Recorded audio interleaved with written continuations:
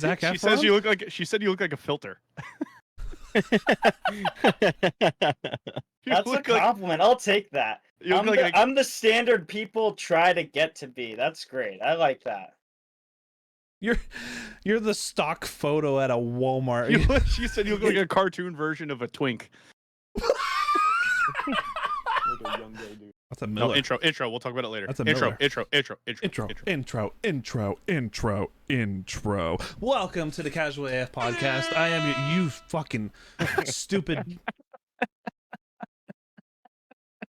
I knew it was coming. Welcome to the show. We are your hosts, Tyler, Garrett, and Craig. We're just a few degens from upcountry with backgrounds in law enforcement, firefighter, EMS, and military. We love gaming, drinking, and talking about whatever crosses our dark minds. Grab a drink, sit down, and enjoy. This is the Casual AF podcast.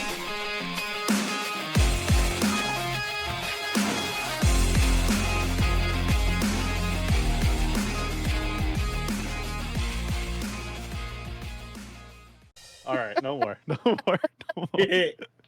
He was so hyped up too. Welcome to the Casual AF podcast. As always, we have your hosts here, Ty, Hi. Garrett, and myself. And we have a very special guest. A new guest. A new one.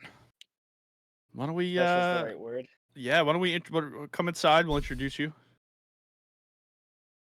Shane, half mute. I'm Chris Hansen with Dateline NBC. Have a seat. Happy to be here. Oh, that was the last one, Craig. No, I put the soundboard away. I also closed out of mine. Yeah, I had to. It's too intrusive. Yeah. For real. It just makes me want to. It's something I should never knew. I gotta was take away here. your guys' privileges for the Discord. It's Garrett's Discord. I'll figure a way. He gave me enough power. Oh God. As always, Shane, we started off with a new guest. I'm unsure if you're aware of the show and what we do here. Fuck, marry, kill, me, Ty, Garrett, go. I knew it. That's right. We haven't done this in a while. Yeah, we haven't done it in a Done while. It's in been a hot minute. Let's go. What is it? Educate me. Fuck, you marry, tell kill. us. You tell us which Tell ones. us. Us three. Us three. I gotta kill. You gotta fuck, Yeah, marry, kill. fuck, marry, kill. Which one? I like fuck, how he marry, points. Kill. Fuck, marry, kill. Fuck, marry, kill. Yeah. Fuck. I would kill Aurelius, hands down.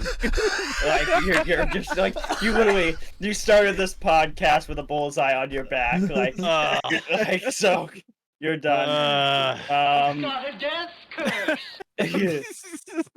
Oh, shit. I feel like I have this special bond with Ty, so I can't just dismiss him as a fuck. So I'd have to marry him, which means that leaves me taking it from the big boy Garrett. Unfortunately. Oh wait, why do you Why do you automatically assume you're the bottom? Oh, buddy, every relationship by definition is reciprocal. It's a give and take situation, you know? You give a little, I give a little. It's about compromise. Well, you look like a High School Musical gay porn star. Like if they're spoofing High School Musical in a gay porn, you're Zac Efron. I get the role. I get the role. Sign me up, baby. How's your singing voice? Let me in, coach.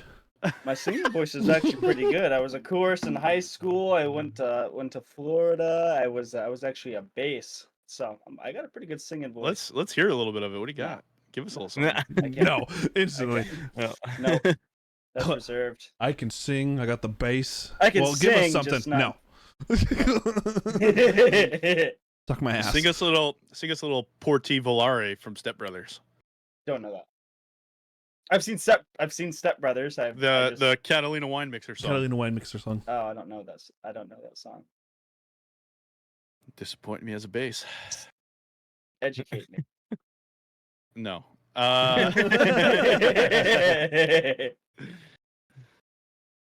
So how was your boys this week? What do you guys? How was your week, guys? Mine was awesome. I saw Meg 2 over the weekend. Was it good? It was fucking incredible. So Meg was like one of those movies I dismissed immediately, and then I watched it. And I'm like, actually, this is kind of fun. Has fucking Jason Statham in it. Yeah, you can't go wrong. You can't go wrong And with from it. the scientific realm of it, it's like plausible too, with like the thermal barrier and the gas that has a completely different ecosystem below it. I fucking love the idea of that. Wow, nerd. All right, Oh, Ty, you have no idea what kind of nerd that I am. Ty, how was your week? My week. It was good. I had to Oh, help my mother with cooking for a wedding. And then very cool. yeah, and then wifey's birthday was this weekend. What'd you get her? We just went out to dinner. She didn't want anything. Okay. I feel like they always say that, but Yeah, then I was they gonna say. secretly want something. Her and we kind of like agreed on like really haven't gotten each other anything for birthdays. She got you a trigger. Father's Day. That's the stuff. That's different. Different holiday. Yeah. Different Hallmark holiday. Because she said it was from her and Bentley. So you got around. So what'd you get her from Loophole. Bentley? Huh? What'd you get her from Bentley? Oh, Bentley made her a card. Nice. Gammer. Garrett, how's your week? Week RuneScape. was good. RuneScape trade offer. Kristen, Traeger, Tyler, birthday card. Scam. He made it out of fucking loose leaf too. He didn't even get construction paper. Right. Took that right off the printer. I took it Here, right just out do of it my on this agenda side. book. This side's got something on the back of it.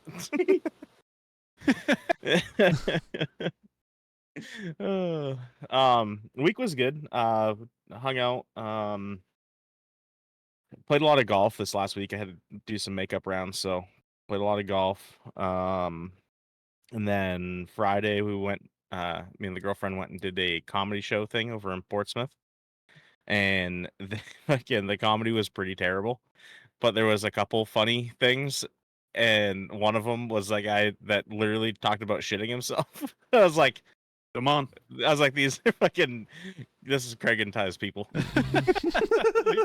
We found our she people. literally turns around and looks at me and goes, "Are you fucking kidding me?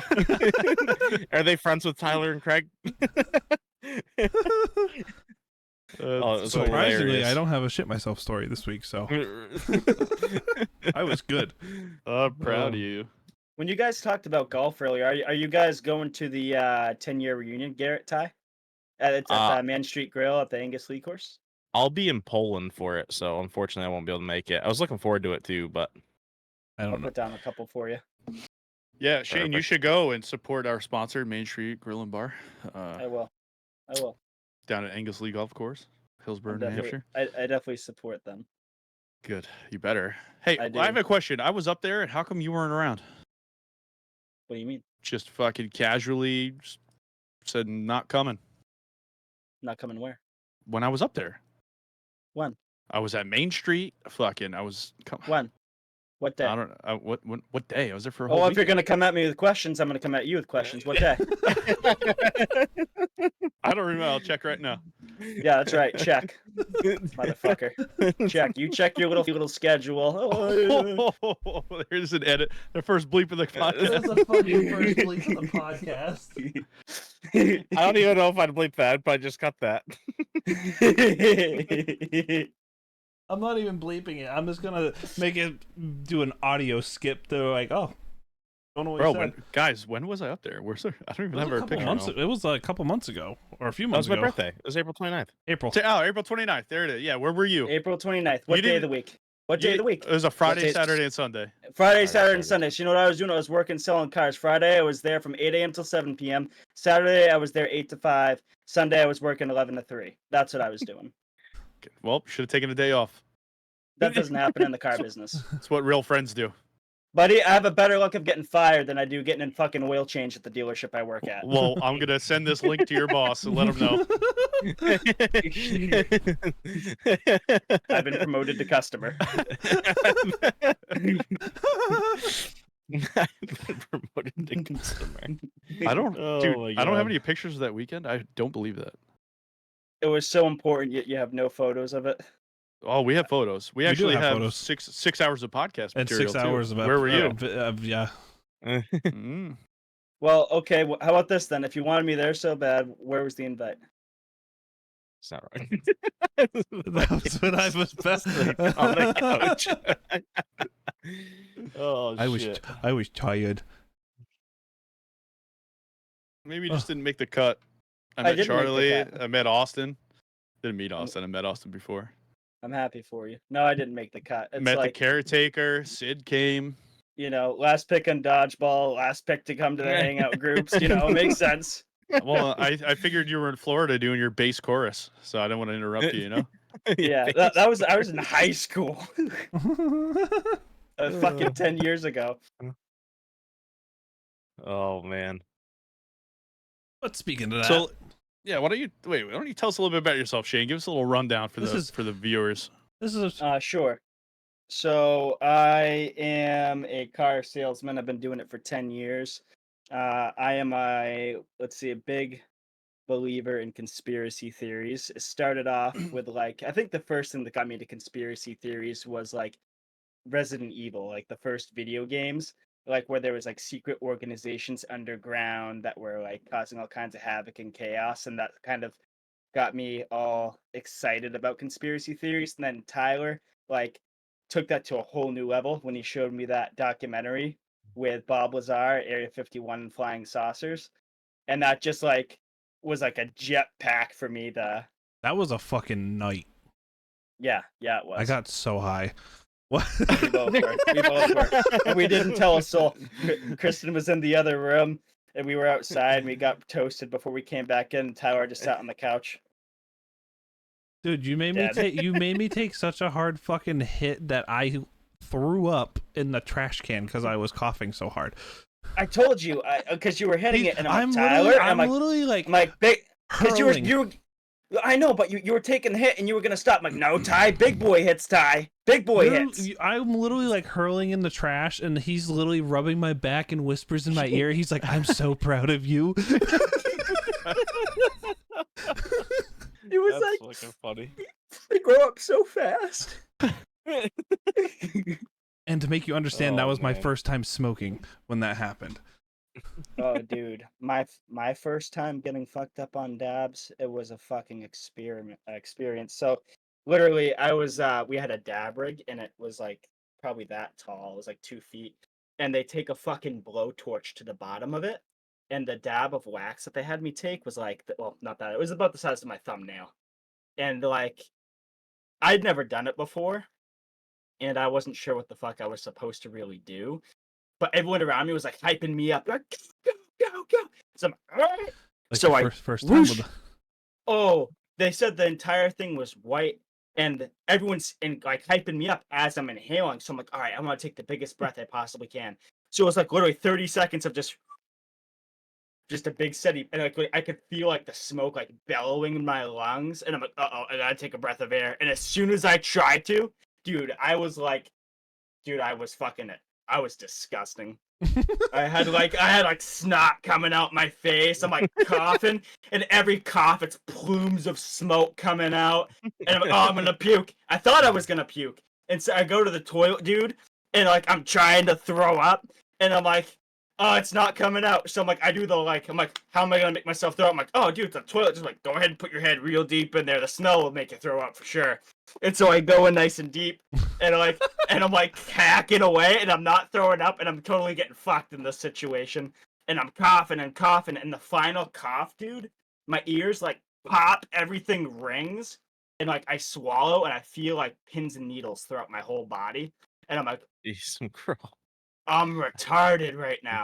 So literally, I stand up, and I got drool stringing from my chin, and I walk out into the living room, and everyone's looking at me, and they're not saying anything, and I'm like, Oh no, I'm really retarded. and, yeah, right.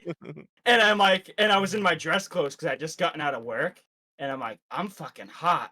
So I unbutton my shirt and take my shirt off, and I lay on the couch, and I'm just staring at the ceiling, overanalyzing everything, and it was really fucking weird. So I don't know if you guys know, Tyler knows this. I'm actually complete. Well, that's why my name's half mute. I'm completely deaf in my left ear. So I was born that way. Here's the weird part though. So within my consciousness, I was wicked rocked, obviously, and I'm asking questions, but then in my own head. But this is the weird part. So my ears were creating beeping and ringing noises at certain frequencies and direct responses to the questions that I was asking, as if it was like a yes for a high pitched frequency, or if it was a no, it was a low pitch frequency in response to everything that I was asking. So I felt like I was communicating with like an elevated consciousness. It was fucking wild. I was rocked for like 6 hours straight. I tried to have it make sense to everybody, but everyone thought I was retarded because I was. I literally, and I mean this from the nicest way possible, Shane, have no idea what you just said. For the last That's because you've never been high. I have no fucking idea what you just said. Oh, you're gonna learn. You're gonna learn, buddy. How am I gonna learn? You're gonna get. Oh, You're buddy, gonna you're watch gonna this get a episode fucking. again. You're gonna get no. You're gonna get retarded with me, and we're I gonna have can't. another episode. I can't for another 12 years Why? Popo. because of my fucking career. Well, Mama don't know. Won't hurt her. They Drug do. test. First of all, from a moral high point, I would never use that type of substance. Well, and also you can't say it's a moral high point. You and can't say also- that. I can. Well, let's take it this way. Are you a God-fearing man? Obviously, you don't understand sarcasm. Okay. Second of Are you all, a God-fearing man? I am actually, and they test hair and piss. Yeah. Ain't getting around nothing. Mm. Unless So you for the shave next- yourself completely. Well, no, it stores in they stores will in your fucking- fat cells and your lipids is what it stores in. Well, and it that's also and your hair has Well, lipid and hair fat cells.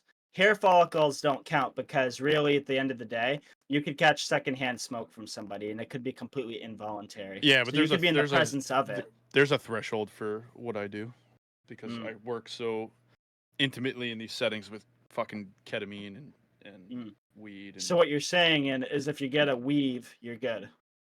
if I get a weave? Yeah. Depends on where the hair came from, I guess. Yeah, true. Very true. Well, you're not smoking it out of your asshole or your fucking dick nozzle, there, bud. You know. Still have no idea what we're talking about. Wouldn't you like to know? You are a little terror, Shane. You look like this fucking nice kid that like goes to church and buys grandma's pies and fucking helps elderly cross the street. But then you open your mouth and Oh. Jesus fucking Christ. buddy, I can do both. It's just a matter of the light switch is on or off. turn that light switch off, please. Please. No. Please. Oh shit. Hey Garrett, I'm looking for some good food, a good time, and a good drink. Well, if you're in Hillsborough, New Hampshire, you can stop by Main Street Grill and Bar, which offers a great drink selection and some amazing food by very talented chefs. Main Street Grill and Bar in Hillsborough, not to be confused with those cucks in Berlin, New Hampshire. The Main Street Bar and Grill. But wait, what if I want to play a few rounds of golf? Main Street Grill and Bar is also located right at Anglesey Golf Course, where golf is unapologetically fun. Whether it's food, drink, or 9 holes of fun, the Main Street Grill and Bar will meet all your entertainment needs. And this is totally legit, and it's not scripted. Not not at at all. No. Oh God. I'm definitely a What? Come terrorist. on, we're literally just letting our guests take the show from at this point. Yeah, I'm not gonna say anything. I'm just gonna sit here and try to figure out this law combination that I've been figuring out for like 2.5 years. No, go ahead, guys. Go ahead. I'm just gonna sit here. What? Next questions. Come on. This is not. This is fire not. away. This is not You the fire show off for a me. question, and then from there This I is not ramble. the show This is for how me. it works. I'm gonna take a backseat on this one, guys. Casual AF. Arulis takes a backseat. I don't want to Oh, be a man. part of this. Yeah. What? What? I'm a conscientious objector to Shane's conversations. Are you Well, trying to everyone say you're knows the I- angel on my shoulder. Is that what you're saying? No, everyone knows that I want to ask the real questions that I can't ask. So Oh, I I'll understand. sit I on understand. this one. Yeah. I appreciate you. I I'm the appreciate Barbara Walters of this group, and I'm being hamstrung. You know what I mean? Fucking First Amendment's dead. I can't ask the real questions. Journalism's dead. Here on Casual AF, we're a Fake bunch news. of fucking commies. Yeah, that's all right. Shit. So go ahead, boys. You guys ask away. How'd you guys meet? You guys went to school together? We met before school. We actually, so I met Tyler in church before I even moved to Hillsborough. No shot you went to church, but okay. Yeah, we both did. I can say every book in the Bible. I bet you could. I bet I can. What's your favorite book of the Bible? Leviticus. It would be. You fucking crazy fucking. It fucking would be. I mean, Psalms. There's a lot in Psalms. I mean, if I was really a doomsday Hail Mary guy, I'd say Revelation. But I don't know. Lately, I think Genesis has been kind of encapsulating things. So like, there's been a lot of talk of like giants and everything else. So like, did you guys hear about what happened in Peru, for example, just a couple weeks ago? Or no, it was a week or two ago. No. So if you Very look up, uncultured. the supposed alien attack in Peru, there were 7 to 8 foot tall beings that had the ability to go 16 feet in the air, and they were impervious to bullets. And so that I thought was really interesting. And they said that it was, and they said that, what are you laughing at, Ty? No, go for it. So okay. So needless to say, so 7 to 8 foot tall beings that are impervious to bullets. And Real it got quick, me wait, thinking, one sec. Ty, this Yeah. is our Sean Ryan podcast right now. what? Yeah, But anyways, so basically, Wait, in I have the a question. first book, Wait. Yeah. I've been meaning to ask this. So you're deaf in one ear, right? yes. So why is your name half mute? So mute, if an audio is muted, you can't hear sound. And Okay. Call of Duty deemed half deaf as too offensive in the username. And I wanted everything to line up. Okay, fair enough. Go ahead. All right. Makes sense. All right. So anyways, so in the first book of Genesis, it talks about the giants ruling the world before humans were even around, and it talks about the Nephilim. It's before, but anyway, so yeah. So I believe in the possibility of giants, and it even talks about, like if you look at Egyptian hieroglyphs, there's depictions of giants even in those cultures and civilizations. Yeah, but Those could go that back- just be capitalized hieroglyphics? Well, if the Bible goes back past 12,000 years around the time of Atlantis, I don't believe that to be the case at all. If you look up the Bible, it's the ultimate hyperlink. There's over 64,000 different links to any other book in the world. So it's like a masterpiece of over more authors than everybody, but they're all hyperlinked and connected to each other. Okay. You asked about the Bible, you got it, buddy. Well, I asked your favorite book. That's what I was curious. You got I'm in- that and then some. I'm enlightened. Got that. I'm enlightened now. Thank you. Anytime. Welcome. Also, speaking of which, it talks about too at the same time in herbal use too, because at that point in time in the Old Testament, it also had the tabernacle, which only holy priests could go into, where there was incense, and I'm convinced the incense was actually marijuana, and it would actually put them into elevated consciousness where they believed they were talking to God. Well, wasn't there a theory that the burning bush in the Rastafarian religion was the marijuana bush?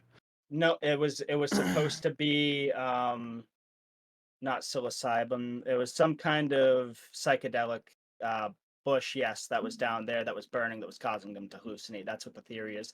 The other theory is that, so back then, the same thing that happened in Salem witch trials is that the crops were contaminated with ergot, Yeah, which would cause, the ergot. Yep. yep, And it that would caused cause them to hallucinations. Yep. Yeah, exactly. So So they were that's talking supposed to about be the this on same the thing. Joe Rogan podcast, and I was laughing. Like all their trials for the witch trials were like, well, if she dies, she's not a witch. Like they could think of a better fucking trial. Wasn't that on fucking the Brian Callen one? Oh, I thought it was like the Time for Pie show. They talked about it on there. She too. dies if she's not a witch, but if she does come Oh, out, it was Time for Pie. Yeah. It was Time for Pie. if Yeah. she survives, she's a witch. Yeah. That's so horrifying though, because that's so fucking primitive. It's not even funny. It's like, well, we tried. Oh shit, she wasn't a witch. Yep, I guess she's dead now. Fucking- We're gonna All hook right, and load up the hook and freezer. chain a rock to her and throw her in the ocean. If she swims up, she's a fucking witch. But if she dies, she's a human. Burn her at the stake. If she survives, she's a witch. Yeah, all their tests were like, if she dies, she's not a witch. There's I wonder nothing they how- could think of. I wonder how horrifying that would be. You're just standing there and you just watching this woman get set on fire and then just hearing the awful screams. Well, you're high as fuck from the ergot, so I don't think it matters. Yeah, you Bro, they're definitely sitting didn't there want to like, fuck up back then. They had fuck around and find out in their fucking law. Yeah. Fucking Damon. A fucking Damon. So what else? Are you married? Kids? No. Anything? No marriage, no kids. Marriage is gonna happen before kids. That's a given. Yeah. Is that religious or moral or? It's all of those things, financial, the whole 9 yards. It's all of those things combined. Are you in a position? Are you gonna pop the question soon or what? He's Still chicken nuggets.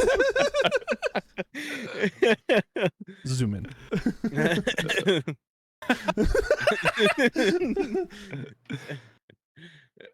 Not yet. Not yet. Soon. Yeah, time's relative. Oh my God, so philosophical. Yeah, I mean, Shane- I love Shane- Alan Watts. Huh, him Alan answering Watts is sounds my like favorite fucking Craig philosopher. answering. Shane, I've played hundreds of hours of video games with you. Mm-hmm. I've never met this Shane. Who is this right now? When we're playing games that focus on the game, it's focusing the task at hand. I can't multitask, buddy. I can't be me and be a fucking war hero in a game at the same time. I'm not Superman. Dude, being me is a full-time job. Okay? I fucking believe it. Yeah, you got the Shane of he's on the mountain 200 meters. You didn't. He's He's 100 bro. meters away. I sniped him out of the helicopter. He was the most like upbeat fucking dude I ever played Warzone with. Like I'd be sitting there fucking super angry. I lost like a 2v1 or a 3v1. He'd be like, "Bud, don't worry about it. It's okay, You're buddy. down- he's like, "You knocked one. It's all right, pal. Like we'll clean it up. We'll get it going. Don't worry." Right. I gotta keep my team's fucking head in the game here. I gotta keep everybody Meanwhile, together. fucking my mouse cursor is getting ready to hovering over uninstall. I had my window open so I didn't shatter glass when I chucked my tower out the fucking window. And he's like, "Bud, don't worry about it." Talked you off the ledge, buddy.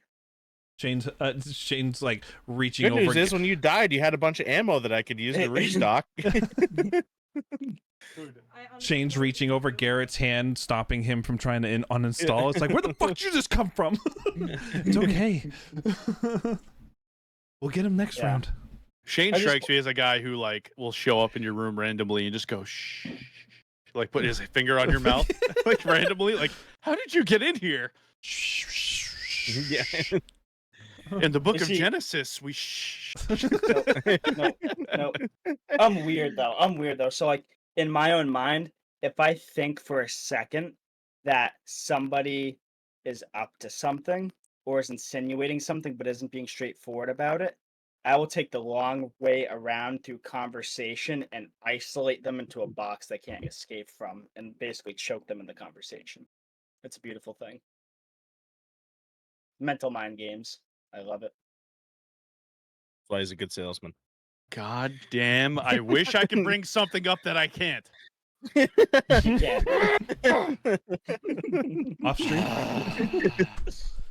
I'll tell you what, off stream at a bar, most definitely. No cell phones. No cell phones. No cell No, phones. nothing that can haunt me later. It'll be like fucking, He's like fucking the wanding you Hangover. down before. It seems great at the time.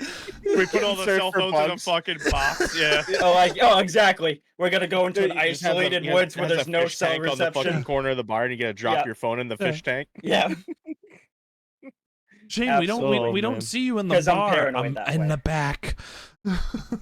yeah. I'm wicked weird.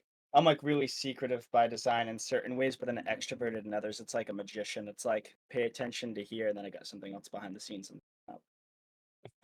It's my dick. It is. But no, so I would say obviously we've known each other since like, yeah, stupid little. Went to church together. Like I was probably 6 or 7 years old. I want to say when I met Ty. I was little. I was in like first or second grade, because Yeah. my parents. I wasn't. It was even before that, because literally my aunt was babysitting me, and she lived in Butler Street at the town that I lived in. And dude, that was weird. That was like synchronized burps. It was beautiful. Anyways, so yeah, I was like, they were babysitting me, and then they bring me to church on Sundays, and that's where I met Ty. Because back then you were living over by Morse's. Yes. Yep, I was up behind Morse's in the trailer parks.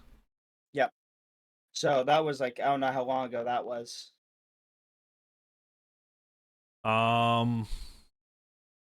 That's like my earliest memories. That was all the way up until like 05, 06. Yeah. So that's my earliest memory of Ty. And then when I came to town, Ty was like one of the few people that I like obviously knew. So I kind of stuck behind him, and all the friends that he had, I kind of roamed from group to group, and that's obviously how I came, to be friends with Garrett and Austin and all of them, was through Ty. So, and it's weird going and thinking about it now, because coming to town, the first group of friends that I made were like the foundation of people, are the only people that I left school talking to still. I don't talk to anybody else other than like you guys. Yeah. I don't talk to. I talked to 2 people from high school. Right. Like really talk to. Like I'll read like. I won't be mean to someone if I see them at like a local bar or something from high school, but like reach out to like actively try to talk. It's Actively 2 check people. up on. Yeah, it's 2 people. I don't have any friends from high school, and I was social in high school. I just it's weird for me because I wasn't. I was like a lone wolf. Like I didn't learn to develop. This is a one-man wolf pack. Oh, I was a one-man wolf pack, 100%. And dude, you wouldn't believe it, Aurelius. How are you? How are you at blackjack? I never played. I don't gamble. I don't play. I don't put things into chance. I don't gamble unless I know I'm gonna win.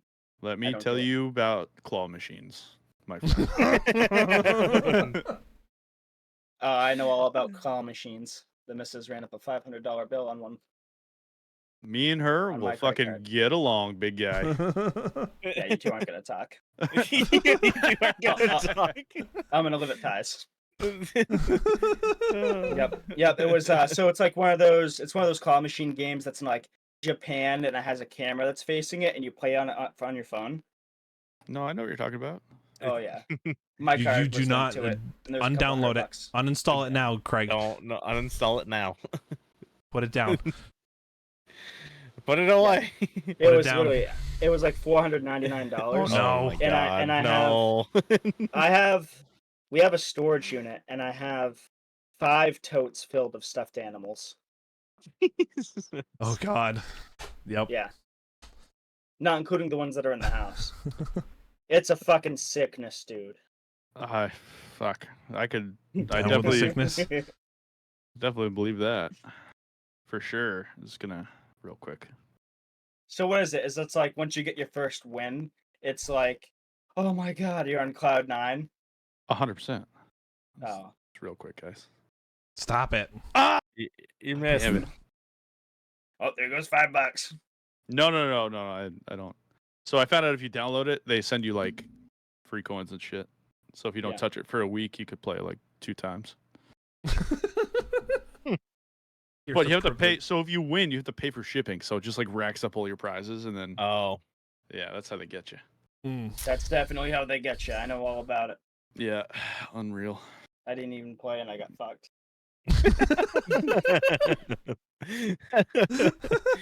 You didn't even get the thrill of actually getting the fucking prize. No, You just got the bill. Oh, dude! Like literally yesterday, we went to fucking. So before we saw Meg, she stopped by like, oh, they just redid Space Center, and it's this whole. And it's basically like what, it's like if Dave and Buster's, there's a Wish version of it. That's basically what this was. We went there, we pulled into the parking lot, and there's like tumbleweeds blowing through. There's like 2 cars there. Like, oh, there's people here. Yeah, they're the employees. And like we walk in, and I swear to Christ, it was like 100 feet is the reception desk, and there's 3 people that are standing there like looking at us as we're walking in. And they're like, okay, we've never been here before. So we walk in and we're like, yeah, we'd like to go and, do some games, whatever, while we're waiting for this movie. And they're like, oh, you've never been here before? I'm like, no. And then from there, they're like, oh, yeah, you go to this machine all the way here that's by the door. So you walk 150 feet back and we put the card in. And literally, I pay for this card because it's like the Dave & Buster's card where you swipe it on the machines and stuff. And it shoots the card out onto the floor. So now my little fucking, now I have to be the little, what would you guys call me there? What was it called me? The little twink. So now I'm like bending over to pick up the card, flashing my ass to the reception desk, and I'm like, and so yeah, it was good. It was right. But they had a claw machine there, and I put $50 on that fucking card, and half of that money went to the claw machine. But listen, what wasn't weird is that you bent over. You said you were wearing a Japanese schoolgirl skirt the whole time. That was the weird part. That's true. They went to an anime convention before. Yeah. Ooh woo. Dude, I would love to go to one of those. Oh wait, no, he's a bass. Ooh woo. Ooh, woo. Oh my god. Oh god damn. So why can't I never meet your significant other? Oh, buddy, I don't need another freaking, gambling addiction enabler. Fucking, I don't need that in my life. My life's expensive as it is. I don't need. Oh, come on. What are you talking about? Ty, was I not great with Kristen? Yeah, but the claw thing's a whole different level. Yeah. There's different types of people. So that's the reason I'm not allowed to fucking see her? There's different types of people in this world. There's different types of people in this world. Craig, you got really hurt by that. You're like, bullshit. You can't paint the fucking whole world with a broad, earliest brush and treat everybody the same. Life doesn't work that way. Sure it does. It doesn't. You get different results. You watch the news, it's all they do. Okay, it's true. That's true. But you can't do the fucking, you have the tenant, and then you have the guy that owns the fucking house. Then he goes in and paintbrushes the fucking, paintbrushes the light switches and paintbrushes the outlets, and like, yeah, looks good. Like, you can't just fucking do that, buddy. I wouldn't. But you did, because you said you can paint everything with a earliest brush. No, I said that's what the media does. That's what the world does, I said. But I wasn't talking about media. I was talking about you. And you asked why you couldn't, and I said why you couldn't. See, this is the kind of corner that you think that you paint people in, but you just make no sense until someone's just like, all right, I'm shutting down. Because just because it goes over your head doesn't mean it doesn't make sense. I will fucking battle you 1,000% with wits. Let's go. Okay. Not conspiracy theories, though. Not conspiracy theories. Let's talk about real stuff, not Nephilim giants. I'm talking about truth. I'm talking about, you said that, oh, yes, I can paint everyone with a broad earliest brush. That's something you said you would do. You said you can't. And I said, of course you can. The media doesn't. Again, right. Saying that you can. Saying that you would. Not understanding sarcasm. Saying that you can. But I wasn't talking about that. I was talking about listen, you. If the sarcasm doesn't go over your head, you can't get mad at other people. I'm not mad about it. It's sarcasm. Yeah, you are such a little fucking venomous little fucking rodent. That's what you are. Why are you so upset? Tell me about how you feel, Aurelius. Come on, let's get this off your chest. First of all, my name's Aurelius, not Aurelius. Well, buddy, if you had a normal fucking name like John or David, we wouldn't have this issue, but we gotta cater to fucking Aurelius. Your name is half mute. It doesn't even make sense. Right. But guess what? There's is half your voice muted? Is that why you're a bass? Because your tenor doesn't come out? Well, I mean, you're not a tenor either. You're a bass, so. No, I'm a tenor, actually. Okay. I sing best as alto, but that's another. Dude, an alto is a female range. Alto and soprano are female. Those are female-dominated ranges. Yes, dominated. Female-dominated ranges. But not exclusive. Correct. They're not exclusive, but they're primarily known. That's like saying, something. If a woman was a mechanic, that's generally a masculine job. But it's like if you said, something, I'm a dude, but I do nails. What's the matter with that? Then you'd be like, okay, that's a pretty feminine job. Bro, you sell cars. Yep. That's a male-dominated industry. Still sell cars. Okay. What's wrong with that? I never met a car salesman I trusted. That's okay. You don't have to trust me. It's not about trust. You said that this was a debate. A debate isn't about trust. It's about out arguing somebody. Yeah, but your argument. You just An argument isn't based on trust. You just told me that altos is a female range. When It's a female-dominated. Yes, it's female range, dominated. yes. That's correct. But doesn't Correct. necessarily mean that every alto is a female. That's true, but it's mainly female-dominated. So having more of a feminine range doesn't mean, something to be really stoked about. That's actually pretty stoked because it's called vocal range because I could go from bass, soprano, and alto. Like you only got bass. You can do soprano? I can. You can do a soprano? With certain songs. 100%. Let's hear an A note. Let's hear an A note. Wait, I'm not singing in this podcast. No. Let's hear an A note. I'm not asking. asking you for to sing, just an A note. You wouldn't be able to hear me. You'd only hear half my note. Then turn That's your true. gain. Then adjust your vote. Then adjust your peak. Change your peak. No, you wouldn't. You wouldn't. Off podcast, I'll do it. That went over his head. Okay. Off podcast, I'll do it. Ask these guys. I sing all the time. We just throw YouTube on and just go for it. That's okay. So, speaking of music, what's your favorite music, Shane? Let's Death talk metal. more civilly. Death metal. Half those guys are altos. I mean, most of them, the ones When that I they- listen to, the ones that I listen to, they mainly do gutturals. So it's the bass sound that I listen to. It's not a matter. There's always the melodic fellas in the back end that are always alto. Not the band that I listen to. Who's your favorite band? So Guar? I declare war. Okay. I declare war, or I listen to Aversion's Crown or Black Tongue. So do you listen to Bad Omens? No. Why not? Yeah, not for me. I don't need. No, that's not for me. Buddy, I haven't been listening to.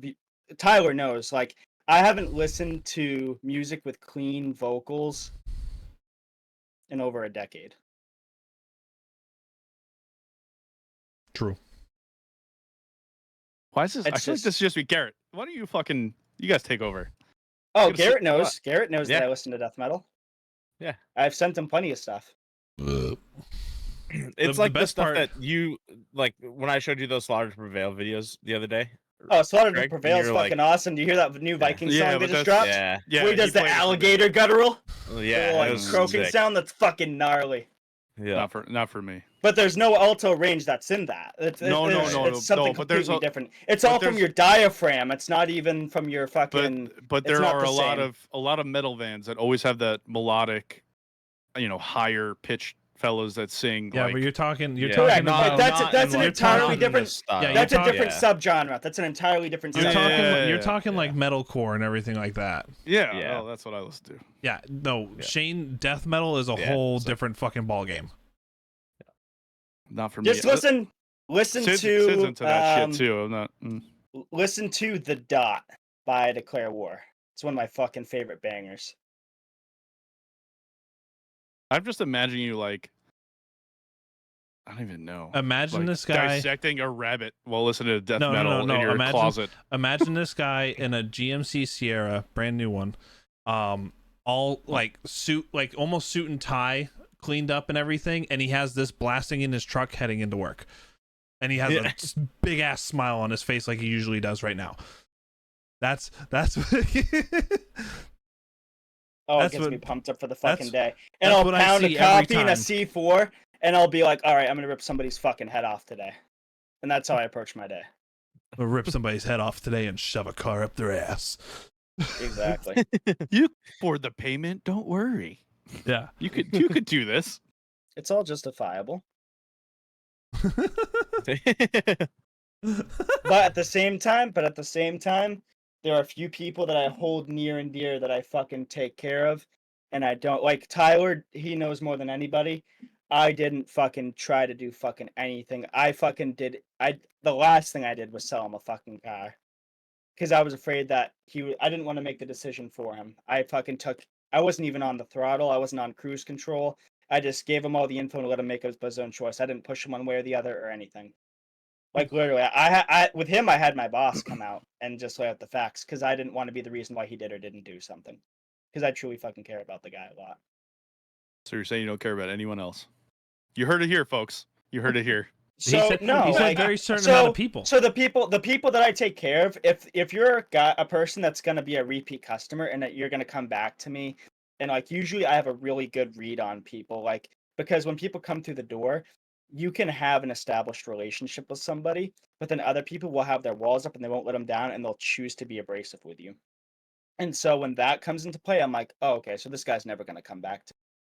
Or if he's like, oh, well, I'm going to shop around or I'm going to do this, or if he gives any indication he's going somewhere else, then I know he's not going to be a loyal person. Right. So if that's the place, if that's where he's at, then yeah, I'm going to absolutely make it my best effort to make as much money as I possibly can. Because if I don't, the guy down the street's going to, because he's not going to be loyal to that guy either, because his eyes, all car people are the same, Aurelius. So anyways. You realize I grew up in the auto industry, right? Like, I understand, but you said you don't trust car salespeople, well, they're which not means they're not baseless claims. Well, if that's the case, if you choose to put yourself as an opposition rather than working with me, if you're going to be in opposition to me as opposed to be working with me and allowing me to work with you, that's the point that I choose to make as much money as I can on you. But if you're being cooperative with me and I can tell that you're loyal and like we have great dialogue that's going on, I'm absolutely going to take care of you because that's how I compound my business. It's a very succinct answer, Shane. What's that? That was a very succinct answer. Hmm. What do you mean before? I just gave you a compliment. No, I wasn't sure if it was sarcastic or not. No, that one wasn't sarcasm. That was a succinct answer. That's why I wanted that confirmation before I went any further because I didn't want to take it the wrong way. So I just want to make sure. He just goes, no, I was giving you a real. But that's really what it is. But that's why I've been doing it for 10 years. Like I have a huge freaking book of business and like. But now, yeah, if someone's gonna be rude. Do you do corporate sales or anything? No. Why not? I feel like that's where you make the most money is like fleets. The higher up in any organization, the higher up you. I mean, you can do fleet orders. Like you can order fleet vehicles. That's what I'm saying. I feel like you make a bigger. Yes and no. You're like it's less money per vehicle because you're obviously doing like a bulk. Not percentage. Always. Not always. Depending on the fleet. Let's just say, for example, you're a person that's doing like Savannah vans because you're an electrician. You don't at that point, you don't even have the opportunity to just mark up the vehicle. You're also talking about you're marking up the body. If you have a plow, you're marking up the plow. Any avenue that you can that you're adding that you're doing the service of doing those things for the customer. Any avenue that I can where there's a chargeable option, I am going to absolutely charge above and beyond. If it's like I said, a person that's not going to be loyal or isn't going to come back. Because the reality is most of those companies that are doing fleet orders, they're mainly doing it for tax purposes. They're trying to write off X amount. They're trying to make sure that they're getting their best bang for their bucks. They're shopping you against X, Y, or Z anyways. So I always take a shot at trying to get paid with those people because if you don't, then they're just going to steamroll you. So. You never had like a fleet order that you found a middle ground on where you're like, listen, like, buddy, I know what you're doing and you know what I'm doing. Like, let's find a happy medium.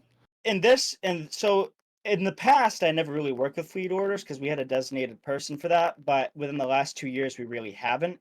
And with the global supply chain shortages that have presented themselves, it's either you have the truck or you don't. And when we have the vehicles and nobody else does, I'm negotiating from a position of a strength. I can basically say, look, if you don't want to buy the truck, that's fine. Someone else will. Yeah, I'm actually seeing that because I'm shopping for a truck now and like. New or used, I don't really care, but there's definitely from straight negotiations going on where it's like, listen, bud, like limited fleet, like you want it or you don't type of thing.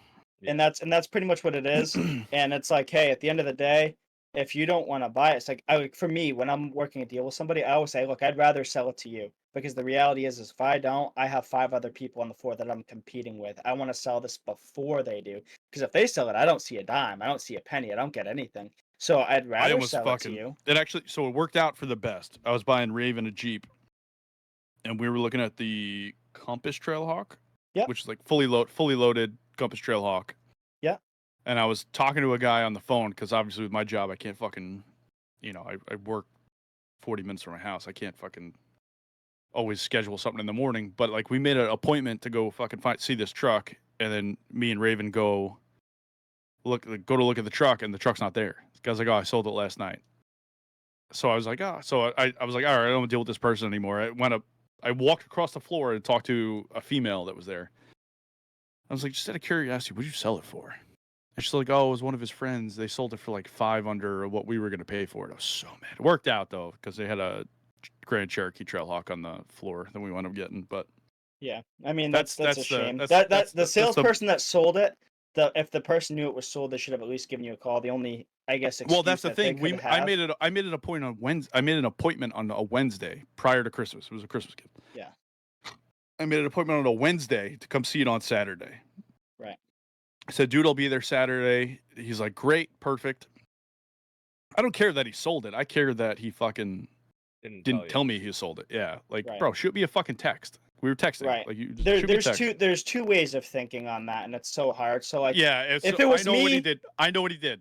he tried to show you something different. He didn't want you to back out from coming in. Yes, that's exactly what he did. But because he played the game with me, because if he told me he sold it, Right. I would have 100 been like, all right, well, what else do you have?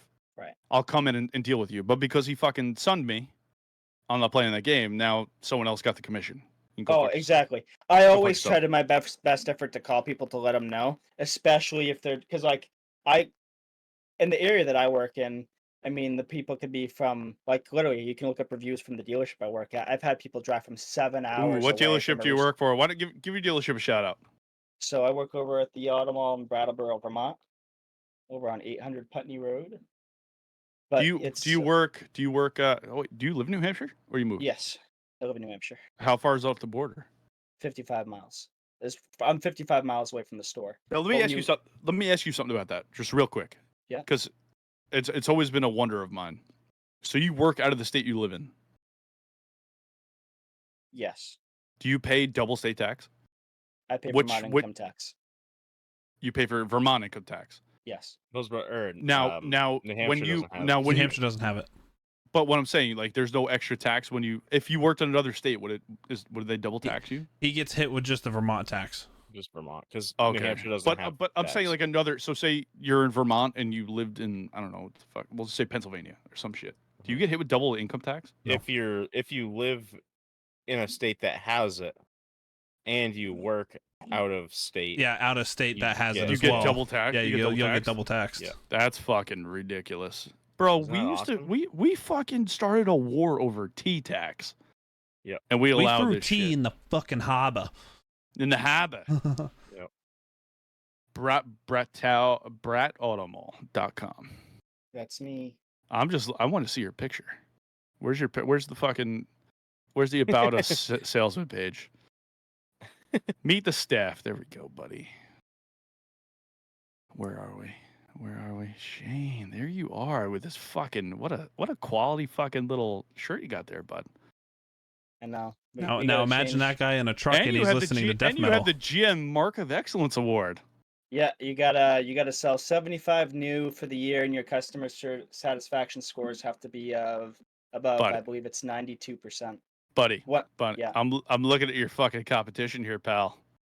And you are the best looking guy on that floor. And then you know something, I'm not just the best looking guy on the floor. I have the best ass on the floor too. There's only one female, so I buy it. No, there's not. She's gone. Oh, She's they didn't remove Miss Bailey Strange from the. Oh no, she's still there. She's still there. Oh, okay, all right. She's still there. Yeah, I some of forgot. these guys are hard looking, man. The one you're talking about, Shane, didn't make it. He didn't make it on the website. Yeah, they didn't make it in time. They're gone. But such a small picture. I wish I could blow it up a little bit. Good for you, man. I'm proud Yep. of you, Shane. Proud of you. Thank you, buddy. I appreciate that. Your service hard work. department looks like a service department. They look like a service department. Oh God, what is this? If it makes you feel better, half of that. Hey, and we'll say if it makes you feel better, half of them don't work there either. We have a shortage on techs. fucking laugh. So for any Oh, technicians, please give us a call. We need your help. I My- need your fucking help. Oh man. Oh, Garrett's laughing at me. He wasn't even laughing at the. Okay. Like literally. So if I have a customer that calls in on a brand new vehicle and wants to buy it, I can't sell it to them until it goes to the shop and gets pre-delivery inspected on top of like regular Yeah. customers getting oil changes or massive fucking diesel engine jobs or whatever. So it's like when you have a shortage of techs, your fucking whole world stops. Everything stops. Well, there's a shortage in the trade. My dad owns a transmission shop down here. There's a shortage of anyone in the automotive trade. Yeah. It's like everyone wants to make fucking cyber money. No one wants to work with their hands anymore. It's crazy. But fucking automotive service is a very mid-paying job as well now. Well, in the dealerships, yeah, but some of these, if you have a fucking good special, like a transmission installer, bro, you could make Yeah. a very, very good life for yourself. And people just don't want to do it because they don't want to work with their hands. And it's crazy. Some of our techs have more money in their toolboxes than some people do their house. Oh yeah. Yeah. Oh yeah. I was that way for a while. I sold it. Mhm. I said, fuck this shit. Oh, Take it my away. Garrett kept looking at it, and then it would just turn into a pile of money just on fire. Yeah. Yeah. Just fucking looks at it. Dun, dun, dun, dun. It's like Yeah. This is fine. dun, dun, dun, dun. Feel that way about my guns, man. I just can't stop throwing money into them. Yep. It's a big fucking problem here. But since this is also a gaming podcast, God. Danny yeah, boy. yeah. Take it away, boys. I'm done talking to Shane. I'm talking to Shane. We were getting an along hour so an well, hour though. in, you're done. You know what I feel like me and Shane's relationship is? Is like, you know that fucking clip, the Wicked Wish of the West, bro. That's us. We just are arguing about shit that doesn't matter. Buddy, no. It's more like no. Have you seen Hancock with Will Smith? It's one of my favorite movies. Buddy, we just love each other so much we just can't be together. We're just too toxic. Oh, Uh, that's funny. but yeah, gaming. Alright. What's your favorite type of gaming? Or Um, what let's go with like what's your favorite video game? So it's weird because I don't know if Or I'm top basing five. it off of. Okay, so If that'll top help. five. Top five. The Last of Us has to be in top five for sure. Beautiful story. Love that game. I cried my eyes out more in that than I have in some movies. Like it's fucking an incredible game. Are I you mean, enjoying the show? Yeah, I Show just was want great. the next season to come out. I freaking binge watched the fuck out of that show when it came out. Do you think Pedro I'm- Pascal was the right cast? I totally think he was the right guy for it. He portrayed Joel's character well, and props to the director too for the most part staying true to the story and even incorporating some of those like vital cutscenes, those moments from the game, and putting them into the show. Because then from there it's like, okay, you're staying on track. Granted, they definitely threw some curveballs, some that like the whole thing with Bill and him being gay, like. I guess that like could have been a possibility because did you play the game or not? I've never played. No. So in the game, literally, the only time Bill says, "Oh, he just called him his partner." So I'm thinking, "Oh, my partner in crime that's keeping this place locked down." He does like he's just this hard ass character in the game, and he definitely doesn't come across that way. But the only time you see, oh fuck, what's his name? But anyways, the other guy, if you want to call him that, the only time you see him in the game, he's already hung from a ceiling and his body's completely decomposed, and then there's a suicide letter because he got bit a couple times and he didn't want to turn, so he hangs himself. And that's the only time you see that guy. And then Bill kind of has like a little like moment, I guess, because I thought his friend died when in the show they turned it into something completely different. So that was weird. But then the thing Yeah, I they liked did like that they did, a whole. Was it like one whole It was episode? a whole episode. It was a yeah, whole of, episode. of backstory. Yeah, a which I- backstory of. Which, Yeah. not gonna lie, it was.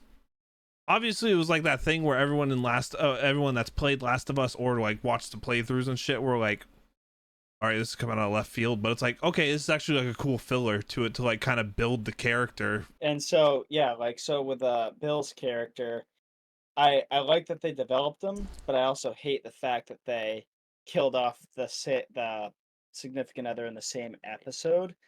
I don't know. That kind of made it a little bit bitter. But then like the other things that I like that they did that were plot twists is that they gave the what do you call it there? What's the name of the fungi there? Cordyceps. They gave it more dynamic. So like the cordyceps that runs for miles underground can have reaction. That was something in the show that they did not incorporate into the game. So it's like it's more of this hive mind mentality, more or less, and that's something they didn't put into the game. So I really liked that they did that. It made the cordyceps itself like more menacing and more creepy in a sense. The other thing that made it wicked creepy is the things that come out of the mouth and like go into your like when it killed. So in the Yeah. game when Tessa dies, literally just soldiers kick down the door and they shoot her, and that's that.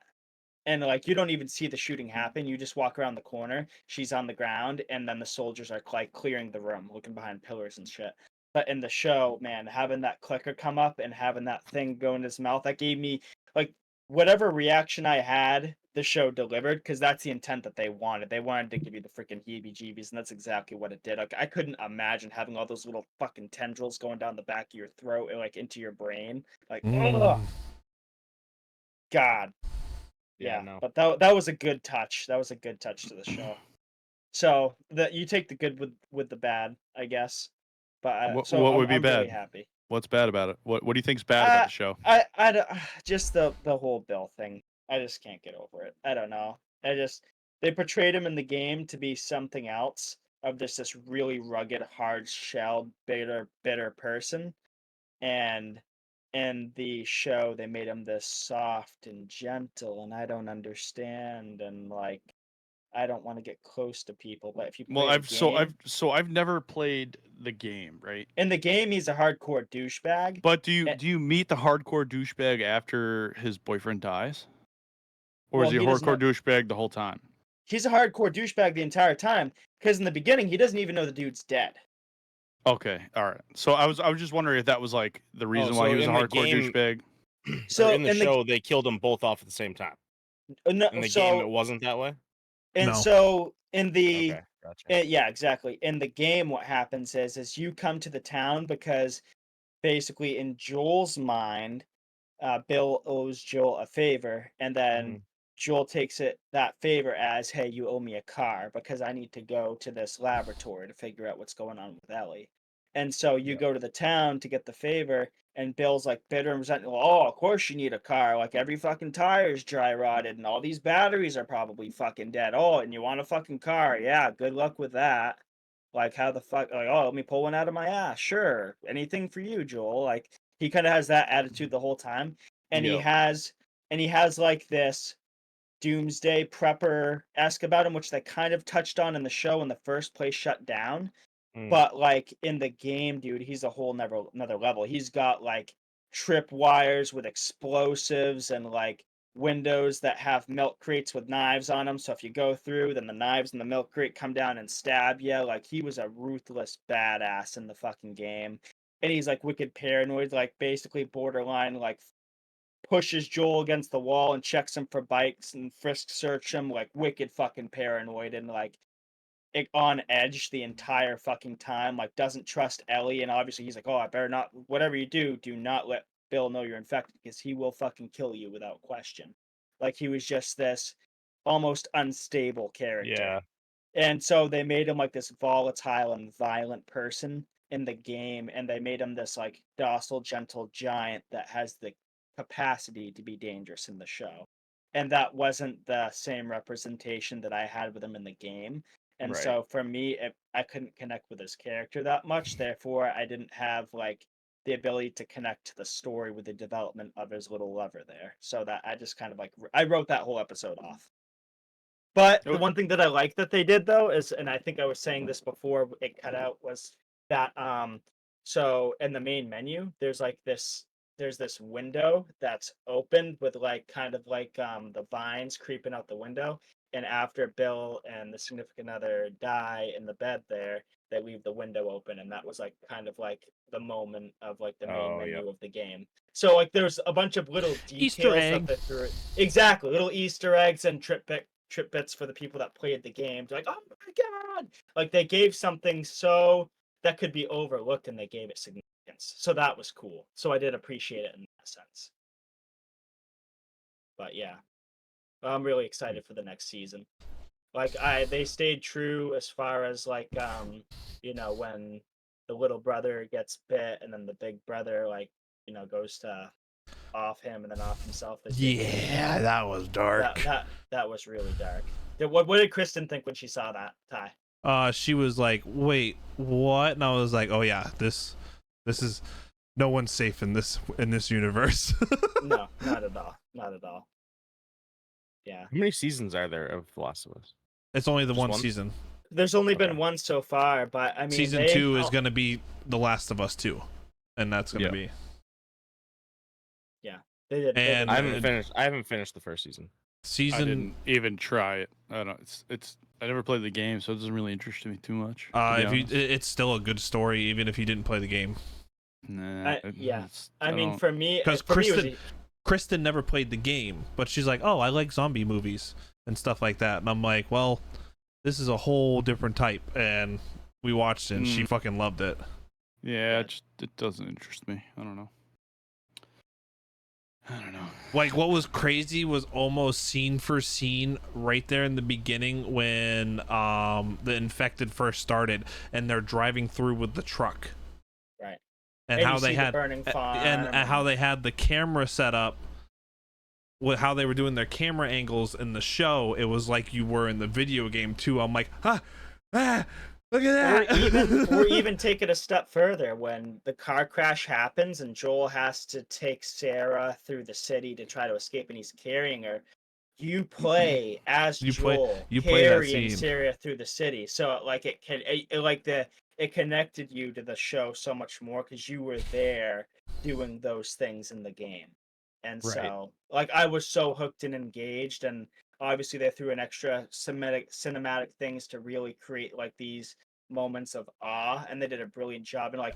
And so even like when they go down that first alleyway and Joel's carrying Sarah, and then Joel turns around, you just see the silhouette of the head pop up, and it's just this foreboding like silhouette just peering at him, but you can't even like see the figure of what it even is. And like I love that scene. TikTok did a lot of clips of it where they would take the scene from the video game and then they took the scene from the movie, and it's literally like shot for shot. Right. Yeah. Makes you kind of appreciate it. That they the put big thing too, like this. Hey, Hollywood, if you ever decide to adapt a fucking video game into a movie or a TV series, take notes from Last of Us. Absolutely, 100%.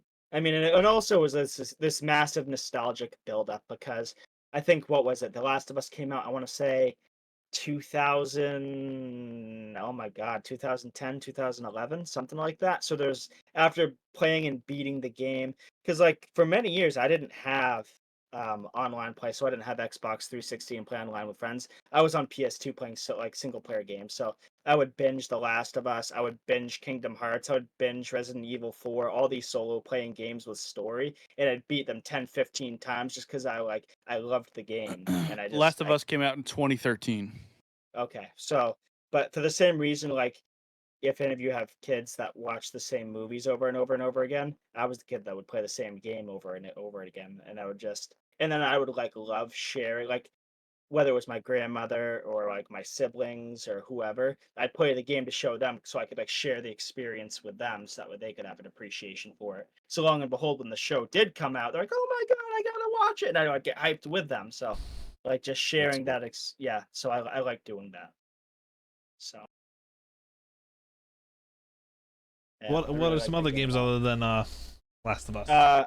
Kingdom Hearts. Kingdom Hearts goes into there mainly because like it was weird for me. It was one of the first, I think it was actually the first solo player story based game that I was really hooked on, because growing up I didn't really have too many like positive influences, so to speak. And so like finding the light in the dark, so to speak, and like that metaphorical, and maybe that's where the philosophical thing comes from, because like Japanese games tend to go really deep down the rabbit hole in terms of that realm.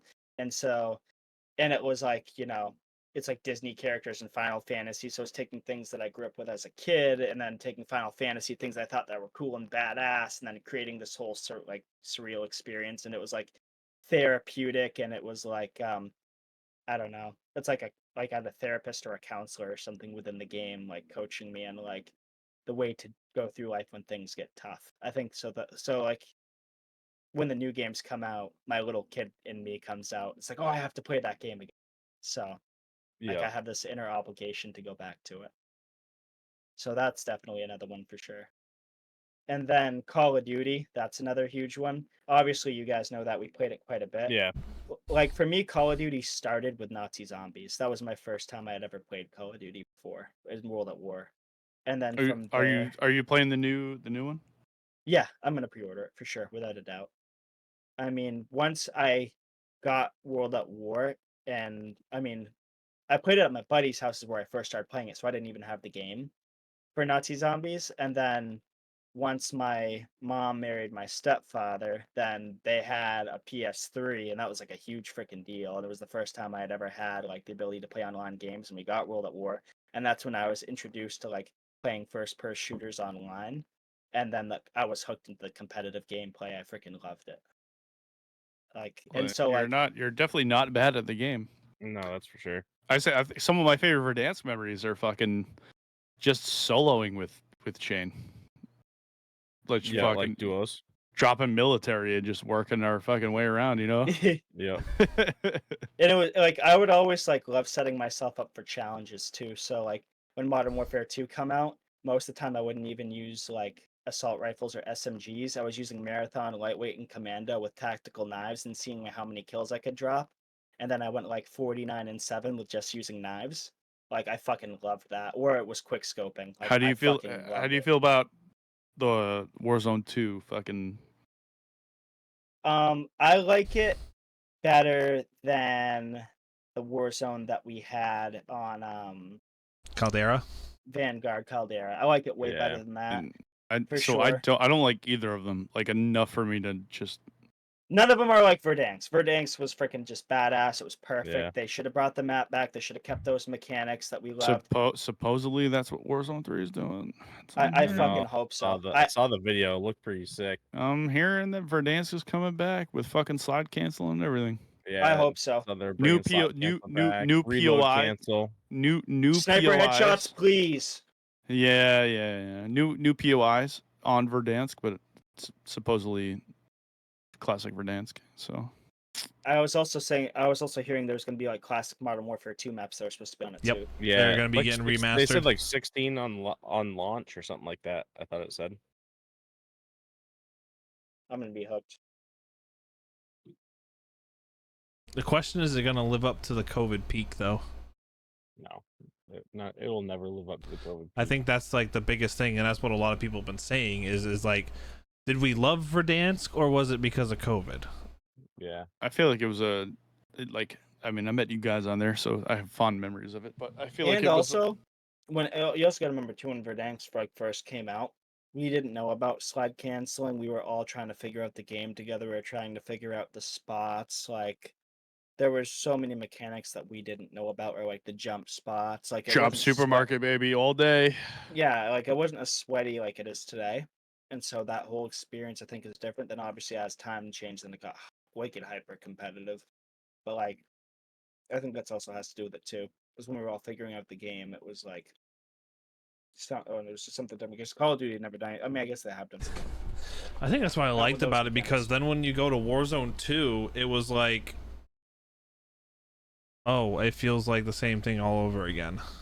I didn't The like ARs Warzone and 2 at all. SMGs definitely feel like it.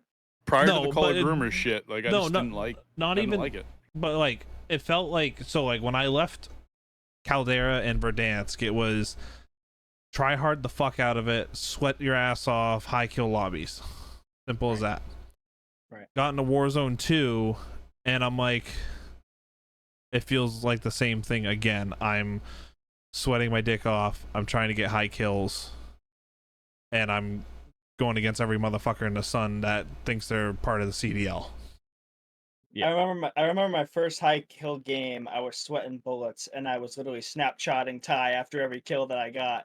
and it was with the most oddball build. I had the MK2 freaking lever action with a freaking deagle, a solo deagle, and I dropped like 17 or 18 before they finally got me. And after every kill, I was like, oh, like taking pictures, like was shaking. Like it was such a crazy experience. It was my first ever high kill game that I ever had, and it was just an incredible high. It was awesome. But I think that was the thing that like we all loved about Warzone was everyone. It was a new battle royale that everyone was learning to try. And Warzone, It was the first battle royale I played. it was like my second or third. I was fantasized with just about the physics, like for bullet drop for range and how those things were actually significant. I'm like, okay, so now if you're gonna engage these things, it's not just hit scan. You can't just point and shoot and just get the kill. Like you have to be calculated. So like there was an analytical process to it, and I fucking love that. And that's why I really got hooked into sniping. I'm like, oh, this guy's at 1,200 meters away. Let's see if I can fucking drop him. Oh, this guy's in a helicopter 700 miles away. Like ping it for me. Let me see if I can get him. Yeah, Like, peak car gameplay in the first Warzone of Verdansk was like the best. for sure.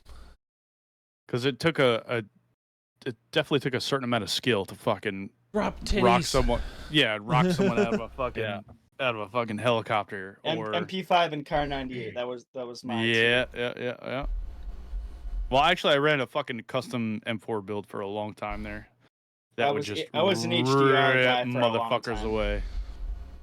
Well, HDR came back around like late Caldera. I have a pretty high view clip on TikTok with the HDR where like I was one-shotting dudes and it felt good for a little bit, but Caldera was just a shit map. It was. Yeah, it wasn't fun to play. Your peak hide angles were not great. Like there was something perfect about Verdansk.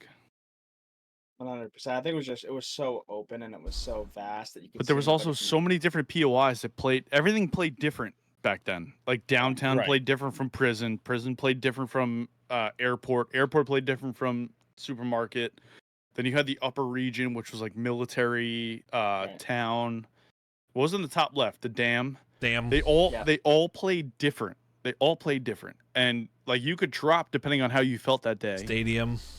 Like if you weren't feeling great about close quarter battles, like you could drop military and you're fucking bunker to bunker sniping and you felt all right. Right. But if you felt really good about your fucking short gameplay, Superstore. We're dropping Superstore or downtown, and we're gonna fucking murk some dudes with my MP5 or my M4. Right. And that was the amazing thing about Verdansk is that everything played different. And then you get a map like Caldera, just jungle, which it was like mountain and jungle. Everything played the same. There was no POI on that map that did not play the same. Right. Yeah. No, there wasn't. It was all the same. Yeah. Thing, like I don't think they understood that it was the beauty of Verdansk was multiple multiplayer maps essentially. Yeah. Where you played your flavor of the game and then like you feeling all right, like you toasting a little bit, you got like 6, 7, 8 kills off your first drop. And then you're like, all right, where are we going next? You get in the fucking car with the boys, or you're traveling across the map with the boys, and you're like, all right, here's the gas. Gas is over here. Do we want to fucking get spicy and hit those fucking tunnels at airport, the tents at airport, or do we feel like going to the fucking village? Like, you know what I mean? Yeah. Right. You didn't get any of that in Caldera. Caldera was literally. Well, the big problem was like, here, I'm gonna put this giant ass mountain in the center of the fucking map. Oh, dude. 90% of your player base plays. Even if you drop there, even if you drop fucking top, like it still played the same. It was just all the same fucking map. But that was the worst thing about it is you had to work around that fucking mountain. Yeah. Well, you're no in matter and out, what. If you dropped on the mountain, you're in and out on the mountain the whole game. Yeah. Dropping out, trying to get back up, fucking gain position, and it then eats away fucking half your fucking game. By that time, helicopters and fucking planes are like the stupidest thing they ever put in. Yep. Yeah. I'm sorry. They were fucking stupid. And they put the bombers in. That's fucking dumb. It didn't play well. The only thing I'll complain about from my... Yeah, go ahead. They put Godzilla and King Kong on the fucking map for a little bit there. It's just ridiculous. It's just gotten so far out of hand with like characters and fucking skins and like people want the tactical. Yeah, go back to base. Go back to baseline. Go back to baseline. Find what worked. when you had the most player interest, and just go back to it. For sure. The one You're thing gonna- that I think they also got caught up in too is like, especially for the current one, Modern Warfare 2, for that version of Warzone, is there's a lot of buildings where there's stairwell camping and a lot of like room camping within those buildings too. So having all those things kind of encourages that behavior, which I don't know if I should be like, well, shame on me for not checking the corners, or oh, shame on me. But I don't know. That's the other thing that gets me is like when you have active environments where you have to play differently based on that environment, where it's like push or be pushed, you're either on the offensive or the defensive. I think Yeah. that like having that without having the strategic gameplay of just, oh, let's just camp the stairwell, oh, let's just all hide in this one corner of the room with shotguns and wait for someone to walk in, because like that drives Sit you at up the wall, tower, especially if you sit did. at the top of the tower. Yeah, Hmm. yeah.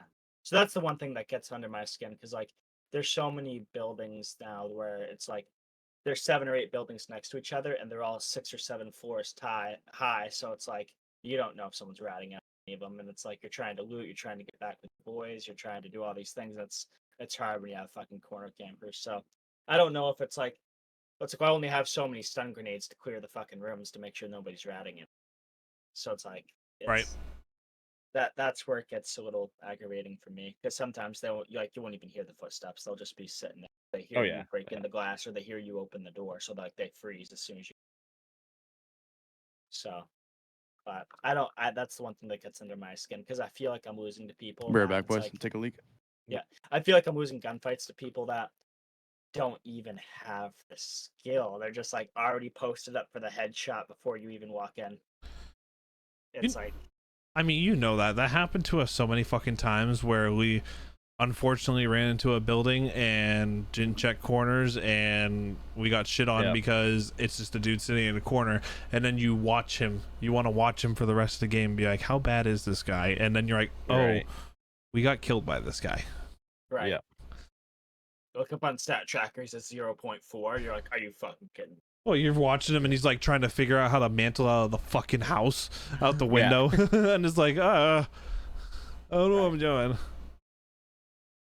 Or he's getting shot at and he's taking damage, and then he starts slow walking, and then he's trying to turn and figure out where he is, but it's slow, and it's like, oh my god, dude.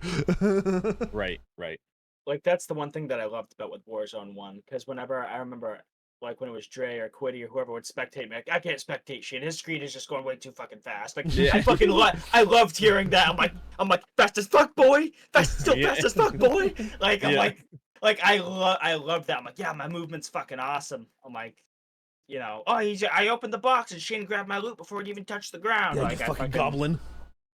Like, I prized myself in fucking movement in that game. It was so fluid. And then like the next one is just so much fucking different, and just so I didn't like the movement of like Warzone 2. I think that's probably why I didn't like Warzone that much. Like with the new game, just the movement is just so fucking slow and clunky, and It's The also backpack it's not system. and it's not adaptable either. So like if you slide, having the ability to not cancel your fucking slide. So if you're like getting pinned between two teams, Well, right? you can, but you have the ADS, which it's counterproductive. It's pointless. So if you're Yeah. getting lit up by a team and you're trying to slide cancel and get away from them effectively, and there's another team here, I want to cancel and I want to dive through this window, I can't. I'm now committed to that slide where I have to slide into the open and now get lit up by this team. It's like, nope, let me cancel and just beam through this, window, and then I can plate up and then freaking maybe get one that's coming through the window, or chuck a Semtex through to buy myself time, then I can reposition. Like, you don't have that opportunity when you're full committed to the slide. And so getting rid of the slide cancel, it reduced your ability to like make better plays. So when you're caught off guard, you don't have the ability to defend yourself, and that really sucked. And maybe and that I bet you that's part of the reason why people are camping, because they feel like they don't have the movement that they maybe should to compete with maybe some of the sweatier people rather. So then they just rat it out, post up. Oh yeah. So that's probably what it is restricting the movement itself is the problem. I think that's a part of it. Yeah. So what are you playing now? Like, what do you like? What's tickling your fancy? So I've been binging old school RuneScape. Like, it's another childhood game. Like when I first started playing it, it was actually at my uncle's house. There were some neighbors and the two boys over there, Andrew and John, and I'd go over and it was like so nostalgic because in one room they had 4 computers. So we'd all be like side by side on the computers with each other playing RuneScape together. And it was like, 2008, 2009, and it was like the days of no one knowing what they're doing. So there's a lot of nostalgia in that. And it's like, and there's like competitive modes where you can't trade with other players, where everything is sourced by just you. There's no like right or wrong way to play the game, and like I love that. Like just this open world concept where you can do a million different things, and Open you're world not. MMORPG. Yeah, Do it's what the fucking fuck you beautiful. want. Yeah, exactly. And I love that aspect about it. And I have a group of people that I'm running with right now, and I'm like, I guess we're all tryhards in our own ways. One of them is a hardcore PKer, so he'll go out and annihilate people and take their loot, and he's pretty goated at that. And then me, I'm like the grind resources out guy. So like, I'll be like, all right, guys, I'm gonna get 200,000 arrows today, and then I'll just grind those out. Or I do like massive grinds all at once. So they're like, you're insane, you're built different. Like I could never do that for that long. So like after one round of a mini game, it lasts 5 minutes, then you can get some like reward tokens at the end. I'll bank like 3 or 4 thousand rewards tokens, and then I'll just do like I'll spend an hour just collecting all my loot. Like I'm a freak with that, but that's what I like to play. It's pretty fun. Or I'll go on Warzone again and I'll play with like my cousins or whatever. Kind of, they're not exactly at our tier yet, so I get some bot lobbies and go ham. It's fun. Yo, So yeah, it's I like like any it. lobby with me. That's not true, buddy. Hey, we got some decent Fortnite lobbies. Yeah, we did. Yep. But Yeah, yeah, we had a good time playing ranked Fortnite that night. I need your Valorant lobbies again. Yeah, I know. I haven't played in a while. but yeah, and it's weird. Like I've even stepped away from video games because I'm like binging all this conspiracy stuff. Like obviously, like my background's like the UFO. I've been so deep down the rabbit hole of the secret of Skinwalker Ranch. I don't know if you guys have seen Oh, that. that's a fantastic show. I don't believe it, but it's fantastic. What are the parts that you don't believe? Kind of the whole premise of the Sure. ranch. So I don't necessarily disbelieve in skinwalkers, but just Sure. the skinwalker ranch. It reminds me of do you watch Ghost Adventures at all? Oh yeah. Yep. So Love that show. I believe in ghosts. The I believe in theatrics. ghosts. Yes, the theatrics. So I believe in ghosts, and I love Ghost Adventures. Like Yeah, I'm it's one all of my like favorite shows. I know a lot of that shit is probably not real and it's overhyped and a lot of, like you said, theatrics. But I'm just I'm just into it. I just I think think it's I fucking believe awesome. them more than like most of those ghost hunter shows because it's Yeah, What- the but data in the beginning itself- they had like early though. Their Yeah. newer seasons are they have too not many people in the they're house. not great. Yeah, like fucking every Season second 4 like is the best one. like since like 8, 9, 10. Yeah. I think they're up to what? Are they 11 or 12? Like Zach's getting possessed in every No, they're house. like I'm like, 25 bro. or I'm like, something like that. fucking. I'm like, pull it back. All right, Oh. pull it back. I liked it better when you were fucking. When I saw the genuine fear in people's faces. Yeah. I like that better. The ghost Locking shows, Aaron in a room I by can't. himself. I didn't get into any of the ghost shows. The only ghost show that I was ever interested in is the one that was on Netflix, the 28-Day Haunting. That's the only one. That was a sick show. That's when the all- only one that I was interested in. When all the cabinets opened in that one house, I was like, yo. For me, it was they've never been there before. They don't know anything about the locations, and then Well, they were I don't know, picking. They were but picking these abstract names. So, but that is like the only part of it I didn't believe. Really? Was that they had no knowledge of the place prior, because they picked locations that I've seen on other ghost shows. Oh, gotcha. Well, see, I don't follow it, so So I was like, all right, so you can't tell me like if they're in this world. So imagine you're like a niche, I don't know, like botanist, we'll say, and you know Good job. a shit ton about flowers, right? You can't make a show about normal dudes fucking or not normal dudes, but people that they are hobby botanists and they don't know about the fucking 4 most prestigious flowers ever.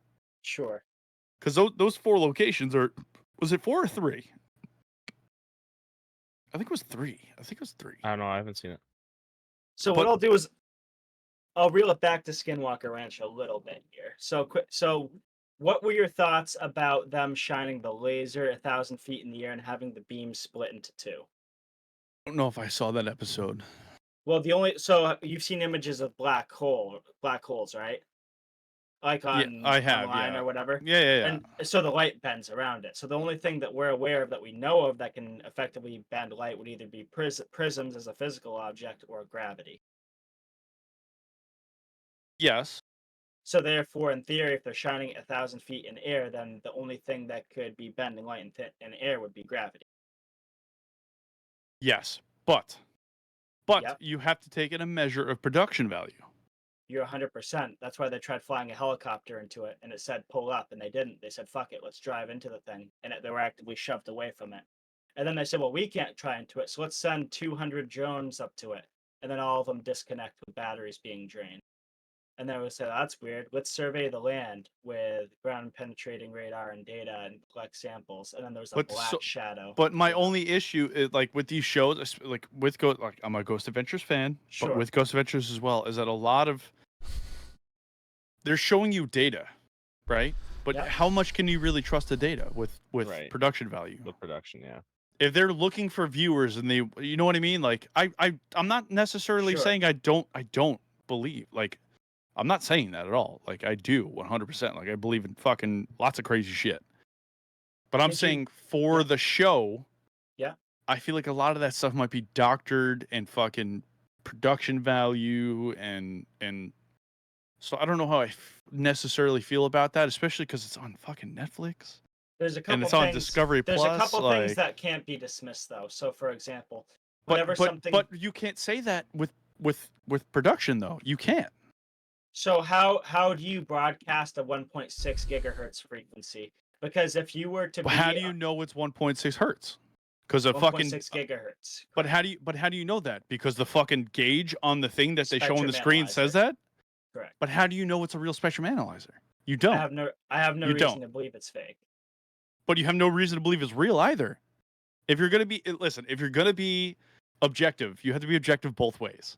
So I am, and the objective truth also is that based on the discoveries that were made there, Taylor was promoted to the chief scientist at the Pentagon for the Aerospace Threat Identification Program. That wasn't based off of hypothesis or guesswork or fabricated reality. I don't think the Pentagon operates based off of assumptions or guesses. I think they take it pretty seriously. I think the Pentagon does though. It does a little bit. So, We invaded an entire country and started a war based on the assumption of nuclear weapons. True. How'd that work out? that's certainly true. And that was the Pentagon.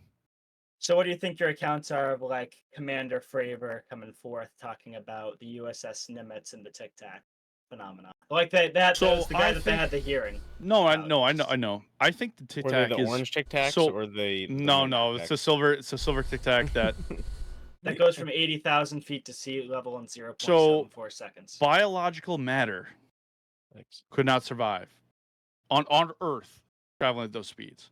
Well, I that's, think I think assuming it was traveling using aerodynamics. But no. Even with aerodynamics or not, that force with our gravity field would fucking splatter anything biological. I think it's a drone of some sort. That's also assuming that that's bound to our gravity. If it's unbound to gravity, Well, it's still operating under our gravity forces unless it has a force field around it that protects itself from our Correct. G's. Yes. Correct. But which even is that what, which force- is what Bob Lazar says that it uses. Yeah. Well, yeah, the anti-gravity element. Element 115. Yes. I just don't. I think it's a drone, and I think a lot of this shit is the military trying to cover up for their scientific advances for non-manned flights. That's what I feel. I mean, Sure. I could be. Listen, I obviously could be wrong, but that's just the feeling I get with that. And where do you believe they recovered the technology from to do that? If it's not I'm using oh no, dude, aerodynamics? I'm not dismissing that. Oh, okay. It came from somewhere. I'm not. Okay. But I think a lot of the most recent shit that we're hearing and seeing is some sort of cover up for military science advances based on whatever technology they found with Bob Lazar and Yeah. Because the stuff they're showing today was like in 04 and 07. So this is they're showing the stuff they're showing us today is the old news. yeah, yes. And I just I have a hard time believing that they haven't reverse engineered something that they're trying to cover up for us so other countries aren't like, well, they had this tech, let's fucking actively seek out and grab it. So that's been going on since like the 50s. Because Yeah, of like, course it has. Yeah, because the day after Roswell, that book talks a lot about it with Philip Corso and everything else. Like the former Minister of Defense, Paul Hellyer, was basically before he died. I think he was like 90 or something. He was way up there in age, but before he passed away, he's like, "Oh yeah, everything in that book is true and then some." And if you're like 90 and you're basically on your deathbed with nothing left to lose, You're nothing to lose, yeah. I don't think that guy was full of shit, and he goes into depth to even talk about the anatomy of the beings, the non-biologics that were recovered from them. Well, I don't deny that they have non-biologics, but I think the Tic Tac was one of ours. I do, and I think they're basing it off of science that might have been previously discovered from these areas, like Virginia, Brazil, with these what the fuck? Why can't I think of the word? Recovery. It's Jesus Christ. the recovery missions and ops that they have. Sure. I don't disbelieve that at all. And so, but I think Tic Tac, and I think a lot of the. So, who's the gentleman that was in the plane that just spoke out on? I think Commander Faber. No. There's another. Wasn't there another one? Grush was an intelligence officer. Who was the pilot that had the video, like when they were tracking it and it just fucking bounced? No. There was not Fravor. There's another one. There's another one. I don't know if you. I know there was 3 of them, but I don't know. I don't know if this guy was. The other guy was like a background. I don't want to say his background. But he was like a pilot that like he was tracking. He was tracking an object in the sky, and every time it got lock, the thing would bounce. It wasn't Fravor. It was somebody else. Do you know what I'm talking about? You said he was at the congressional hearing. No. This is not a congressional hearing, guys. This is another fella. I can't remember the fucking guy's name. What do you do? But he so we videoed it, and they had an object that they couldn't identify, and then they got it on missile lock, and the thing bounced, and then they spent time. I think it was 2 or 3 of them in the air. Footage where it's like, oh, it's rotating. Oh, it's going 140 knots to the west. No. I don't think it was rotating. It's not video. No. There was one where it was grayscale HUD footage from the plane, but it wasn't Fravor. And they're tracking something. They get it on lock just to see if they can key it, and then it bounces. And then they track it. It's like three of them in flight at the same time. It was off the coast of California. I can't remember. That wasn't Fravor. Off the USS Nimitz? No. This was off the coast of San Diego. It was like some blip, bro. It was like 2013 or 14. George Ortega? Who? George Ortega? Maybe. That sounds familiar. But anyway, I feel like they sent it up without because they were on a training mission. And then this unidentified object appears. Yeah. I feel like it's our government not telling them to see what they can get away with. How can it avoid missile lock? How can they fucking, that's the feeling I'm getting. The one thing that, so like, do you know who Luis Elizondo is? Don't. So he's the leader of the Stars Academy. He's actually the guy that retired from the Aerospace Threat Identification Program. He's the only reason we knew that program even existed. Didn't he write the book Unacknowledged? That I don't know. But basically, he goes on to talk. I feel like he wrote a book. Hold on, I'm sorry. Let me just check. Yes, he did. He wrote Unacknowledged. So, needless to say, he goes on and goes to interview the people, and one of the guys, and I'm probably absolutely butchering this, but not air traffic control, but the command center where they basically tell, the guys that are going out and doing the training for dogfights and everything where to go and whatnot. So as Commander Fravor was looking at, this one particular tic tac, he said as he was going up to it and it was coming from that merge plot within the same zone and sector as him, and he could look outside and see it. At the point in time where he was trying to chase it, the guy that was at that tower, where that Luis Elizondo speaks to, says, "Oh, we were looking at that one. There was like 100 of them that were dropping from the sky, but they were like just coasting at like super slow speeds from above." He said there's like 100 of them just flipping, popping up, and he couldn't tell the guy down below that they were there. He just wanted them to stay on what he was doing. Stay on task, yeah. Yeah, exactly. So, I mean, so that tells me at the point that they went from outer space to into our atmosphere doesn't give me the feeling that it's something that we're a part of. Especially, for example, are you familiar with the Oumuamua structure that entered our solar system that's around the sun? So it's this flat, some people would say it's like a meteorite, so to speak, but it's going around the sun, but something else is also influencing its gravitational trajectory. And it's not just the orbit of the sun, which is abnormal.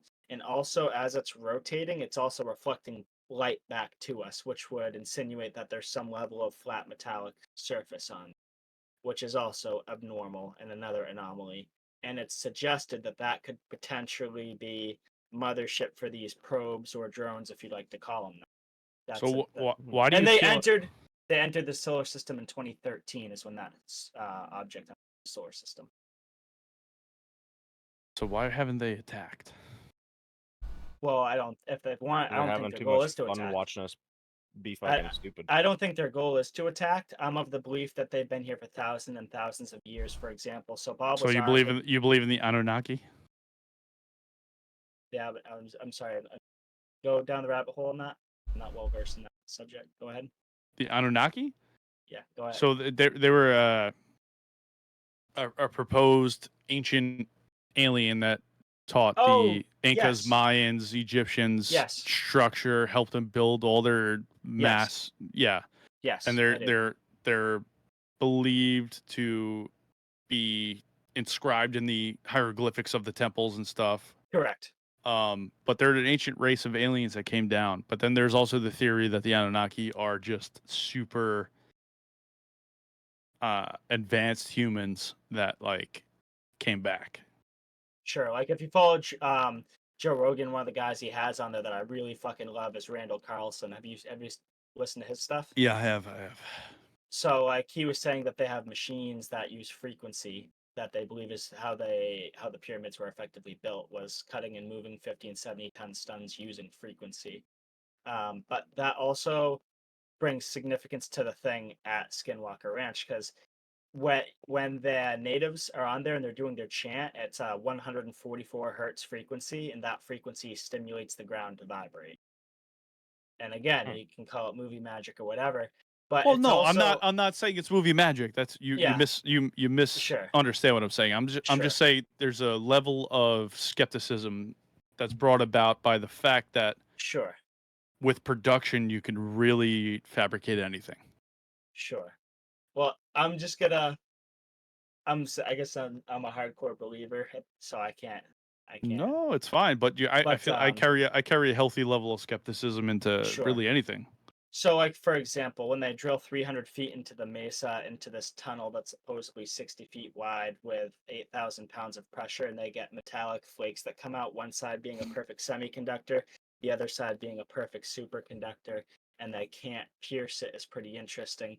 And then that spectrum analyzer rebroadcast the native frequency that the drill is operating at. I thought was wicked compelling.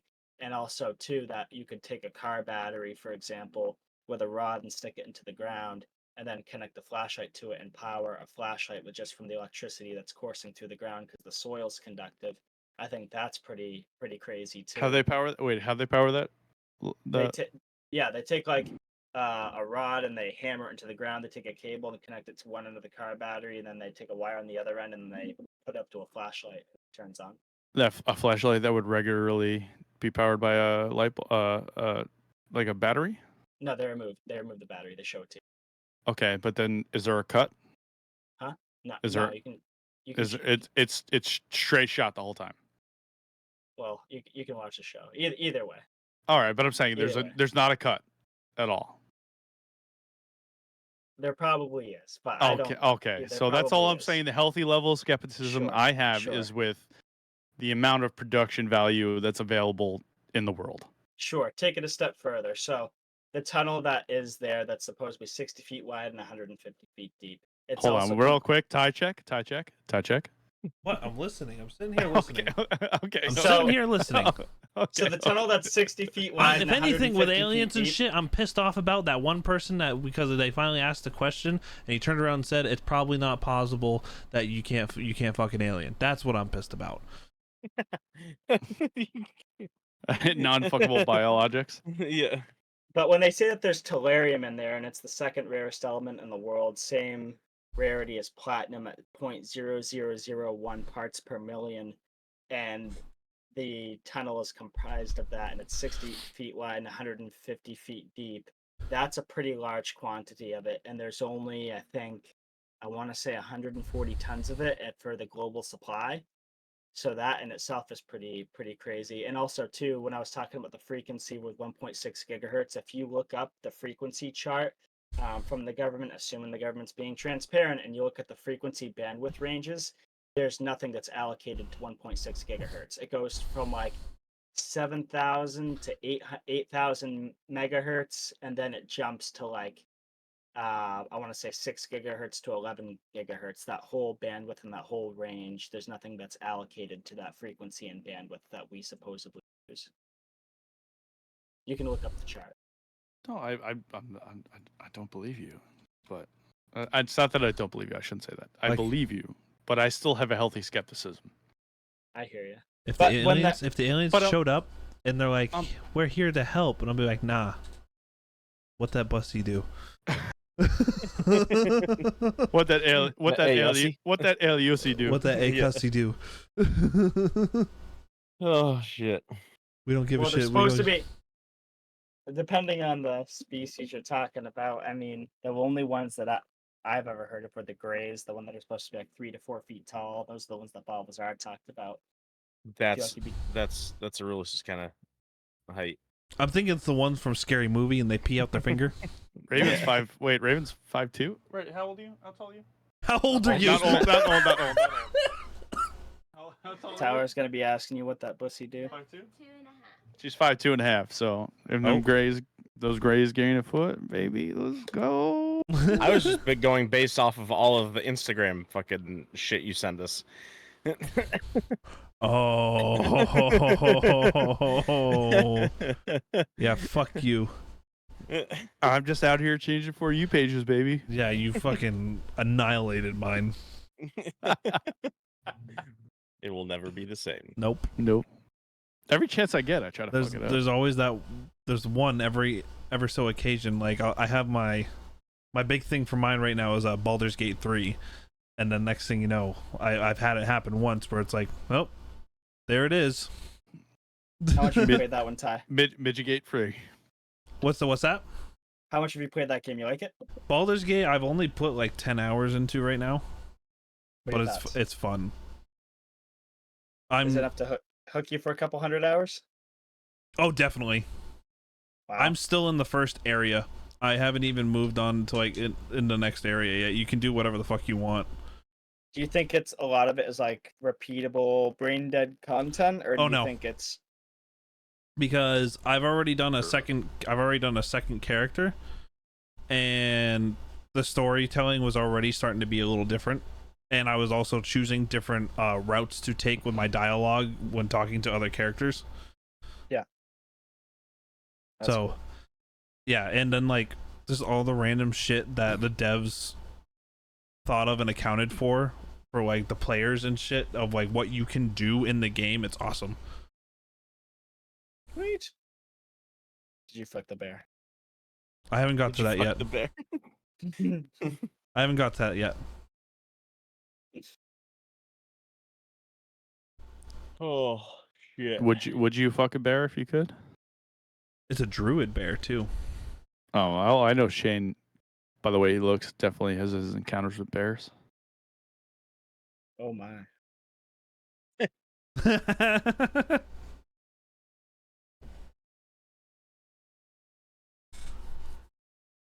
Ooh, they released a new Armored Core. That's coming out like next week. I'm all in on that. I love that game. Yeah, it's Armor Core 6. Can't even remember the rest though. That looks good. Looks juicy. Fires of Rubicon. Fires of Rubicon. That's what it is. That looks juicy. Yeah, dude, I love Armored Core. I wish they'd do something more with it. I want to play the new Final Fantasy game. That's what I want to do. 16? Are you playing the MMO or no? Probably not. Just the storyline. Oh, okay. No, he doesn't play 14. Do you play World of Warcraft, Shane? No. Never had friends that played it, so I didn't really want to get involved, I guess. Well, I guess I'm not your friend. That's okay. No, like I told you, me and him grew up playing RuneScape. And I haven't even mastered that game yet. There's so Still bad much at to that that game. game. There's so much. It's weird because it comes across as being like so simple, and you think it's like just this, I don't know, flat line, straight path game. It looks like it's a kid's game. Well, it's because everyone sees the low budget graphics and everything. They're like, oh, this is dumb. And it's like, yeah, but if you only knew the depth of this fucking game. Yeah, the mechanics are and everything's intertwined with each other. You want to complete one task, well great, you got to do 30 things before you can do it. Right. So That's like some of the quests that I'm trying to do. It's like, oh, you have to do this quest and this quest first. And I'm like, son of a bitch. oh, you want to do those quests, but you have to have these levels to do it. Yeah, Not you just need your combat level stats, but you your need skill level stats. 68 mining and level 55 agility and everything. And I'm like, oh, you motherfucker. And then from there you go to do the quest and you realize you forgot to bring certain items with you, so you got to go all the way back and Yep. you got to fucking Yep. I remember like when you were in Falador and you're in the mining area and you didn't know that there was a bank down there, so you kept running like halfway across the map. I'd run out the mine through the town where the bank is, and that's where I kept transferring everything. And you're like, what's taking you so long? And I'm like, well, I'm doing this. And he's like, there's a bank right here. I'm like right next to where he was mining his resources. So he's for like a whole 2 minutes banking his items. Yeah. Could have done like 2 seconds. Shane's like, I got this many. I'm like, how the fuck have you got that many? We've been doing this for the same amount of time. Yeah, I love that game. Fun. If you guys would commit to like grinding out a game for 3 or 4 years, I totally would have done a group Ironman with you guys. Because Don't you play can't. World of Warcraft with me. It's just Now not get the a server. same. Just not the same. We'll grind some shit out. I don't grind it. I need your mild autism to help me. So, if you want to do something amazing, you got to get a lazy person to do it, because a lazy person will find an easy way to do great Yeah, well, things. that's what like most of these fellas that run big corporations say is like, if they want something done quick and efficiently, they give it to the laziest person. Right. That's me. Because not that they won't do it, they'll just find the most efficient manner to do it. Yeah. Right. Or you could work where I work, where quality work gets penalized with more work. Amen to that. Yeah. Yep. Oh my goodness. Well, everything from Skinwalker Ranch, UFOs, video games, and our wonderful guest, Shane. Thank you so much for having us, for being on here. Not having, I don't know what the fuck. Yeah, thanks for having us on your podcast. My pleasure. You guys are welcome anytime. I mean, he kind of took the podcast. He just he ran with it. Sure did. Thank God. Do people not usually run with it? No. No, not usually. We But have- we have it, some it shy worked people. out great. Yeah, no, it was good. It's a good podcast. Yes, sir. To all our listeners, let's get a total time that Garrett speaks. I bet you it's the least amount of any episode. Probably. But Yeah, accurate. but very true. We thank you so much for Thank you, being everybody. here, listening, all that good stuff. Spotify review 5-star, Apple 5-star review, leave a comment, all that shit. YouTube, They are out there. YouTube, subscribe. You're watching the video, just hit the fucking subscribe button. There's Yeah. nothing wrong with that. And the like button. yep, and the You bell. could do Like, subscribe, you could do follow. subscriptions. You could do subscriptions with no alerts, and I promise you, I won't be mad at you. Yep. Show You that don't have to support, ring the show that bell, love. but if you want to be notified when the new episode pops up, ring that bell. Interact with the socials. Yes. We're do always that down as to well. talk. I'm But we- not. You'll talk to everyone but Except, me. Clearly except, I'm except not. Craig. Or Garrett. Or, okay, hi guys. Just kidding. But thank you all so much. We love you. Y'all take it easy, and we will see y'all next week.